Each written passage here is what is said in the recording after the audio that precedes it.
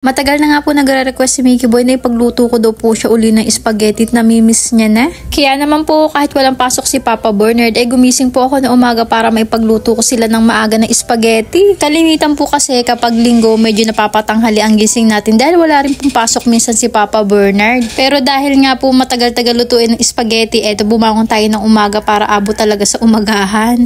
Pero bago nga po ako magluto, binuksan ko muna po yung mga bintana at pinto para naman sumingaw po yung init sa loob habang nagluluto ako. Hindi rin talaga kaya ng exhaust fan lang at talaga mainit ang hulab. Kumuha na nga ako dyan ng itlog na ilalaga ko dahil ilalagay ko nga sa spaghetti natin. Pero hindi ko rin naman niya nagamit, Diyos ko day.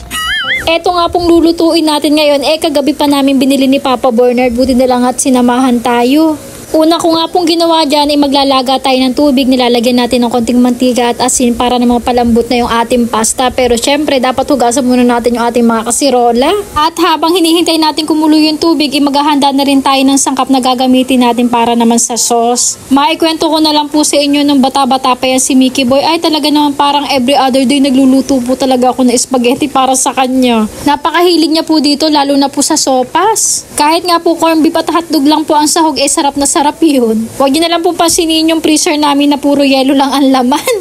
Hindi na po kasi ako masyado nag-i-stock ng frozen kasi pag nakikita po nila Kuya Brett, ang gusto yun lagi ang uulamin nila. Hindi naman po pwede yun lagi. Kaya ang gagawin ko ay araw-araw po ako nalabas para makapamili ng sariwang gulay, isda, minsan po karne. Nililimitahan ko na rin po talaga ang masyadong pagkain nila ng frozen kasi alam naman po natin lahat ng sobra masama.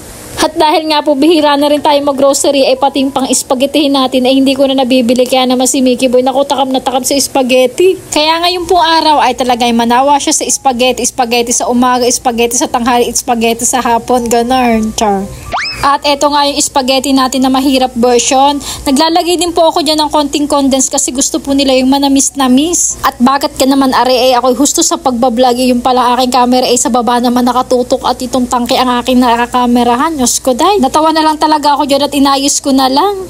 Sakto naman naluto na ang ating pasta at kumukulo na ang ating sauce, kaya naman pinagsama ko na siya. Talaga naman pag hindi mo pa pinagsama yan, mauunang maubos yung sauce mo pero may pasta ka pa.